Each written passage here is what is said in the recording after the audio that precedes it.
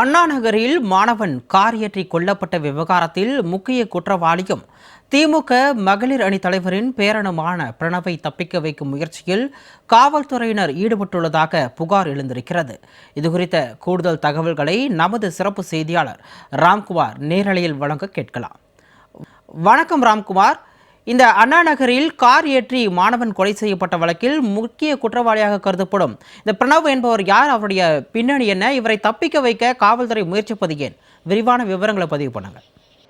நிச்சயமாக சிகாமணி, அதாவது கடந்த 28ஆம் தேதி சென்னை அயனாவரம் சக்கரவர்த்தி நகரை சேர்ந்த சுரேஷ் என்பவரின் மகன் நிதின் சாய் அண்ணா நகர் பகுதியில் கார் ஏற்றி படுகொலை செய்யப்பட்டார். ஆரம்பத்தில் கொலை விபத்து என வழக்கு பதிவு செய்யப்பட்ட நிலையில் இதில் பூதாகரமான முக்கிய தகவல்கள் வெளியாகின. இதில் நிதின் சாய் கார் ஏற்றி கொல்லப்பட்டதாக அவர்களது பெற்றோர் தொடர்ச்சியாக செய்து குற்றம் சாட்டி வந்தனர்.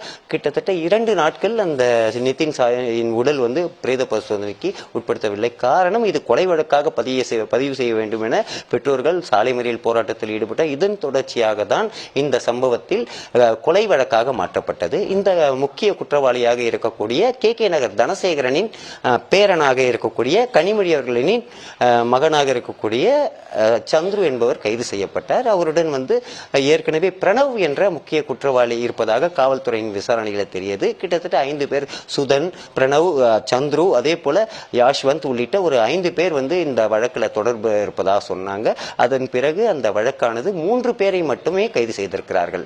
அதாவது நீண்ட போராட்டத்துக்கு பிறகே கே நகர் தனசேகரனின் பேரன் சந்துரு முக்கிய குற்றவாளியா சேர்க்கப்படுறாரு. அதன் பிறகே நிதின் சாயின் உடல் பிரேத பரிசோதனை செய்யப்பட்டு அவரது வீட்டுக்கு கொண்டு வரப்பட்டது. இதுல ஆரம்பத்தில் இருந்தே காவல்துறையோட நடவடிக்கை சந்தேகத்திற்குரிய இடமா தான் இருக்குது. காரணம் என்னன்னா, ஆரம்பத்தில் இந்த ரேஞ்ச் ரோவர் காரை ஏற்றி விபத்து என பதிவு செய்தார்கள். அதற்கான அந்த தகவலை தான் வில்லிவாக்கம் காவல்துறையினர் விபத்து என வழக்கு பதிவு செய்யப்பட்ட நிலையில பெற்றோர்களின் கோரிக்கையை எடுத்து அவர்களுடைய போராட்டத்தின் அடிப்படையில் கொலை வழக்கா பதிவு செய்யப்பட்டு 3 பேர் மட்டுமே முக்கிய குற்றவாளிகள் என காவல்துறையினர் கைது செய்யறாங்க. குறிப்பா ஏற்கனவே ஆரோன் என்ற ஒரு மாணவன், கல்லூரி மாணவன், அதே போல யாஷ்வந்த் என்ற ஒரு மாணவனும் கைது செய்யப்படுறான். சந்துரு அவருடைய தாத்தாவாக இருக்கக்கூடிய தனசேகரன் ஜே நகர் காவல் நிலையத்தில் அவர் சரணடைய வைக்கிறார். கிட்டத்தட்ட 3 பேர் மட்டுமே முக்கிய குற்றவாளியா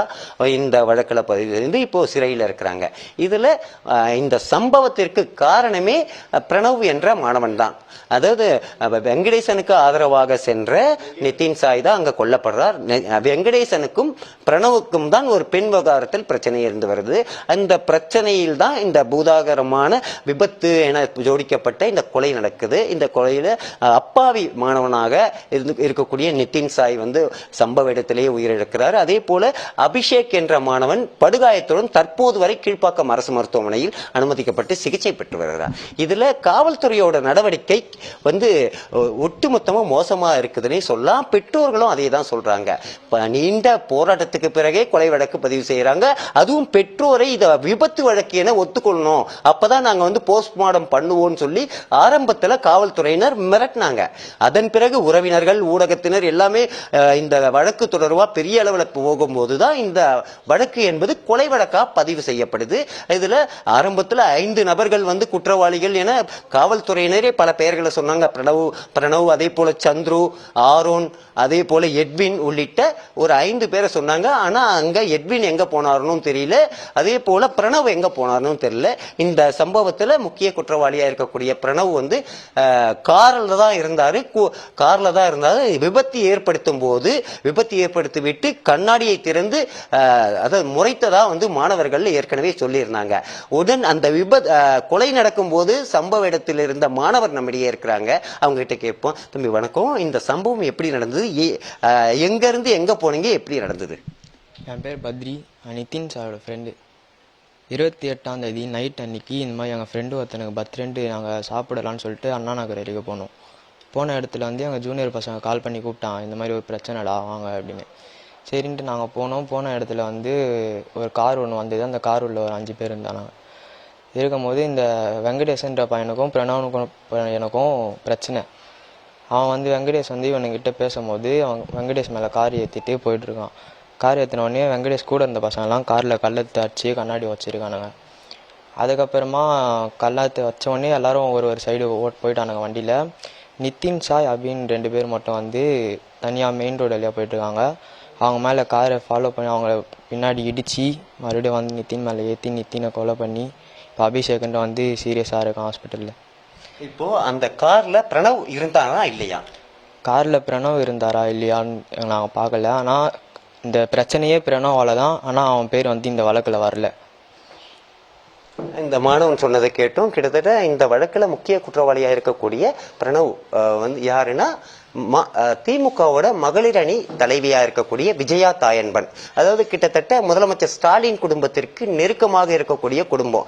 இவருடைய மகள் மறைவுக்கு தான் வந்து ஸ்டாலின் குடும்பம் வந்து அமெரிக்கா சென்று அவரது வீட்டுக்கு வந்து சென்றது.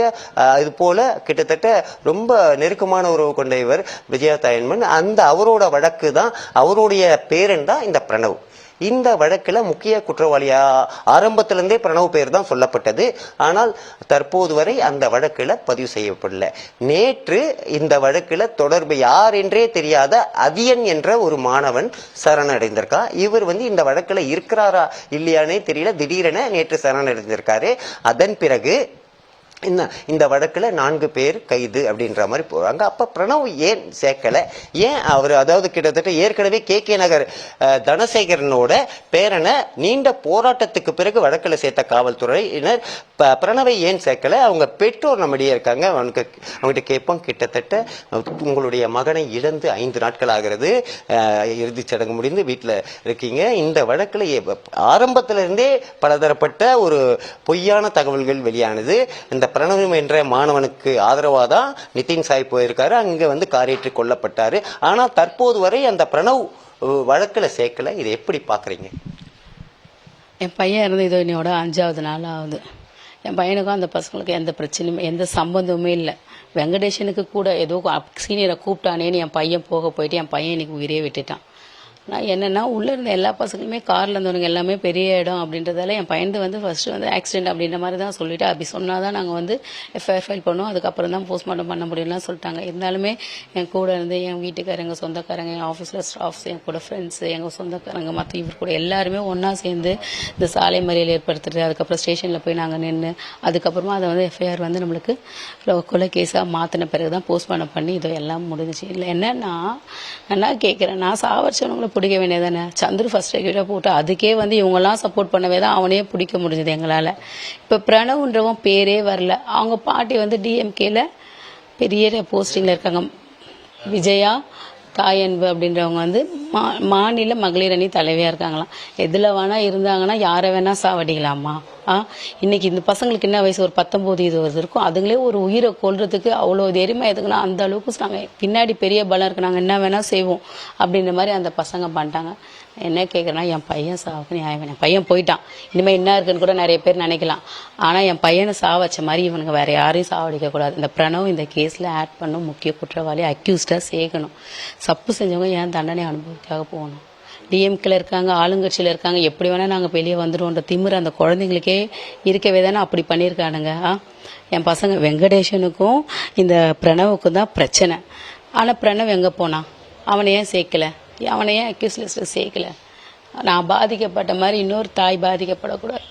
என் பிள்ளைய வாரி குத்துட்டு இருக்கேன், யாருமே இருக்கக்கூடாது அப்படின்றதுக்கு தான் நான் சொல்கிறேன்.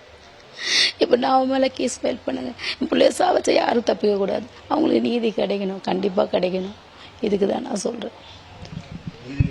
அதாவது இந்த வழக்கை பொறுத்த வரைக்கும் 4 பேர் கைது செய்யப்பட்ட ஆரம்பத்தில் பல பேர் சொன்னாலும் இந்த யாஷ்வந்த் என்ற நபர் எப்படி வந்தார்னு இந்த வழக்குல ஒரு மர்மமாகவே இருக்கு. அதே போல அதியன் என்ற பெயரும் இதுவரை வந்து இந்த வழக்கு நடக்கும்போது அதியன் என்ற பெயரும் அடிபடவில்லை. அவர் ஏன் சரணடைந்திருக்கிறார்? அவருக்கும் இந்த வழக்குக்கும் எந்த தொடர்பு என தெரியவில்லை. இதற்கிடையிலே முக்கிய குற்றவாளியாக இருக்கக்கூடிய பிரணவ் வந்து இந்த வழக்குல ஏன் சேர்க்கல? ஏன்னா கிட்டத்தட்ட இந்த வழக்கு என்பது ஆரம்பத்தில் விபத்து வழக்கு என பதிவு செய்யப்பட்டாலும் கிட்டத்தட்ட 2 நாட்களுக்கு பிறகு கொலை வழக்காக பதிவு.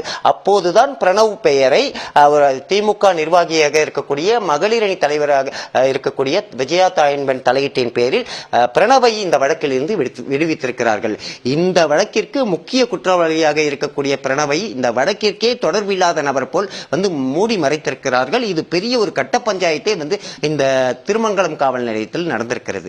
அப்போது உண்மை குற்றவாளியாக இருக்கக்கூடிய ஒரு வெங்கடேசன் என்ற நபரும் பிரணவ் என்ற நபரும் மோதிக்கொள்ளும் இந்த சம்பவத்தில் அப்பாவியாக நின்ற நிதின் சாய் மற்றும் அபிஷேக் பாதிக்கப்பட்டிருக்கிறார்கள். தன் உயிரையே விட்டிருக்கிற நிதின் சாய் இந்த வழக்கில் நியாயம் கிடைக்க வேண்டும் என்பதை அனைத்து தரப்பு மக்களும் நிச்சயமா எதிர்பார்க்கிறாங்க. இந்த பகுதியை சேர்ந்த சமூக ஆர்வலர் நம்மகிட்ட இருக்காங்க. சார், ஆரம்பத்துல இருந்து இந்த வழக்கு தொடர்பா நீங்க இருக்கீங்க, ஏன் இந்த பிரணவ் பேரு மறைக்கப்படுதுன்னு நினைக்கிறீங்க? அதிகாரத்தின் உச்சகட்டம். இந்த பிரணவுக்கும் வெங்கடேசன் என்பவருக்கும் தான் இந்த பிரச்சனையே, காதல் விவகாரமே. இது இன்ஸ்டாகிராம் மூலியமாக இந்த காதல் வெங்கடேஷ் அந்த பிரணவ் ஏற்கனவே அந்த பொண்ணை காதல் எடுத்துக்காம போல இருக்கு. அதை வெங்கடேசன்றவன் இன்ஸ்டாகிராம் மூலியமா அந்த பொண்ணை கரெக்ட் பண்ணி லவ் பண்ண அந்த பிரச்சனை ஸ்டார்ட் பண்ணதுனால தான் பிரணவ் வெங்கடேசனை மிரட்டுறான். இது ஒரு கிட்டத்தட்ட ஒரு 4-5 நாட்களாக இதுக்கு கொலை நடக்கிறதுக்கு முன்புல இருந்து நடந்துட்டு இருக்கு. இதை இங்க வா அப்படின்னு சொல்லி கூப்பிட்டதே பிரணவ் தான். சரிங்களா? எங்களோட இது என்னன்னா, அந்த கார்ல ஏற்றி கொண்டவங்கள உடனடியாக கைது பண்ணணுன்ற அந்த ப்ரெஷர்ல நாங்க இருக்கும்போது எங்களுக்கு தெரிஞ்ச பேர் சந்துரு. பிரணவ் பேர் சொல்லிட்டு இருந்தாங்க. பிரணவ் ஏன்னா சந்துரு அரெஸ்ட் ஆன பிறகு கூட அவன் சந்துருவும் சொல்றது என்னன்னா, என்னுடைய மகன் அத பேரனுக்கும் அந்த லவ்வுக்கும் சம்பந்தம் இல்ல, நண்பனுக்காக தான் அவன் போனான்றது அவனோட ஸ்டேட்மெண்ட்லயே அது இருக்கு. அப்படி இருக்கிற பட்சத்துல யார் நண்பன்னா பிரணவ் தான் அந்த லவ் மேட்டருக்கு அந்த பிரச்சனைக்காக தான் இந்த கொலையை நடக்குது. அப்போ இப்ப இது வரைக்கும் குற்றப்பத்திரிகையில பிரணவன் பேரை சேர்க்கல, அவன் அரெஸ்ட் ஆகல, அவன் கைது பண்ணல, அது இன்னும் சிறைக்கு போல. அது இல்லாம மீதி 4 பேர் 5 பேரை கைது பண்ணியிருக்காங்கன்னு சொல்லிட்டு சொல்றாங்க. நாங்க இதை இது மாதிரி இதோடு நிறுத்த போறதில்ல. இன்றைய மாலை அல்லது நாளை காலை நாங்க டிசி டெப்டி கமிஷனர் சாரை நேரில் பார்த்து யாரெல்லாம் இந்த வழக்கில் சேர்த்திருக்காங்கன்றதை அதை கையில பெற்றுட்டு கண்டிப்பா இது நீதிமன்றத்தில் போய் பிரணவ் மேல வழக்கு தொடருவோம். இந்த இதை அப்படியே நாங்க நிறுத்திட்டு போற இதுல நாங்கள் கடைசி ஆரம்ப காலத்திலே சொன்னது இதுதான். ஆரம்பத்தில் அது இது ஆக்சிடென்ட் விபத்து வழக்கா பதிவு பண்ணாங்க. சரிங்களா? அதுக்கப்புறம் அந்த பையன் அடிப்பட்ட பையன் திருநாள் வழக்கு போட்டிருக்காங்க பார்த்தீங்களா, அப்படின்னு அவன் சொன்ன பிறகுதான் எங்களுக்கு அது கொலை நடந்திருக்கு அப்படின்றது தெரிஞ்சுதான் நாங்க அந்த ப்ரெஷர் கொடுக்குறோம். ப்ரெஷருக்கு அப்புறம் காலையில ஒரு 11 மணிலேருந்து நாங்க காவல்துறை நிலையத்தில் தான் வெயிட் பண்ணிட்டு இருந்தோம். அது கிட்டத்தட்ட நம்ம நண்பர்கள், பெற்றோர்கள், உறவினர்கள் எல்லாருமே சேர்ந்து ஒரு கட்டத்துக்கு மேல முடியாது, எதுவுமே நம்மளுக்கு ரிப்ளை வரலன்னும் போது நம்ம ரோடு சாலை மறியல் பண்ணோம், எல்லாமே ரோட்ல உட்காரோன்ற சூழ்நிலை வரும்போது தான் டெபுட்டி கமிஷனர் மேல கூப்பிடுறாரு. கூப்பிட்ட பிறகு அவர் சொல்றாரு சந்துரு பேர் ஏன்னா எங்களுக்கு தெரிஞ்ச அந்த நேரத்தில் எங்களுக்கு சந்துரு பேர் மட்டும் தான் எங்களுக்கு இந்த பசங்க சொன்னாங்க. ஏன்னா இந்த பசங்களும் எப்படி பாத்தீங்கன்னா அந்த பயத்திலையும் பதட்டத்திலையும் மறைக்கிறாங்க. ஆரம்பத்திலே இரவே இது திட்டமிட்ட கொலைன்னு சொல்லியிருந்தாங்கன்னா இரவுல இருந்து நாங்க அதுக்குண்டான இதுல நாங்க இருந்திருப்போம். எங்களுக்கு விபத்துன்னு தான் சொன்னாங்க, ஆக்சிடென்ட் பண்ணிட்டாங்கன்னு சொன்னாங்க. பசங்க அது எதுவுமே சொல்லவே இல்லை, காலையில தான் சொல்றாங்க இந்த மாதிரி. ஏன்னா அவங்களும் சின்ன பசங்க, எல்லாம் கல்லூரி படிக்கிறவங்க, அவங்களுக்கும் பயம் எல்லாமே இருக்க தான் செய்யும். ஏன்னா அதிகாரத்தின் உச்சத்தில் இருக்கிறவங்க தான் இந்த விஷயத்தை பண்ணியிருக்காங்க. ஒருத்தர் கூட பாருங்களேன், ஒன்னு தனசேகரனோட பேரன், இப்ப விஜய தாயனோட பேரன் தான் இந்த முக்கிய குற்றவாளியா இருக்கான். அதனால தயவு செய்து காவல்துறை இந்த நியூஸை பார்த்துட்டு இல்லையா உண்மை என்னவோ அதை நீங்க பண்ணணும். டெபுட்டி கமிஷனர் மேல எங்களுக்கு ஒரு நம்பிக்கை இருந்தது. ஏன்னா அவர் தொடர்ச்சியா நாங்க சொன்னதை அவரு நாங்க கொடுத்த பெட்டிஷனை அதை எடுத்துக்கிட்டு குற்றப்பத்திரிகை தாக்கல் பண்ணாரு, இல்லன்னு சொல்லல. இதுக்கு அவருக்கு மேல பிரஷரா இல்ல அவருக்கு கீழே இருக்கிறவங்க பண்ண வேலையான்னு தெரியல. பிரணவ் பேரு A1 அக்யூஸ்ட் அவன் தான். அவனை இதுல A1 அக்யூஸ்டா அவங்க பண்ணணும், கண்டிப்பா அவர் கைது பண்ணணும், சிறைக்கு அடைக்கணும். உப்பு தினம் தண்ணி குடிச்சு தான் ஆகணும், அவன் சிறை தண்டனை அனுபவிச்சு தான் ஆகணும். அது சப்போஸ் பண்ண முடியாதுன்னு சொன்னா கண்டிப்பாக 100% நாளை நீதிமன்றம் நாடுவோம்.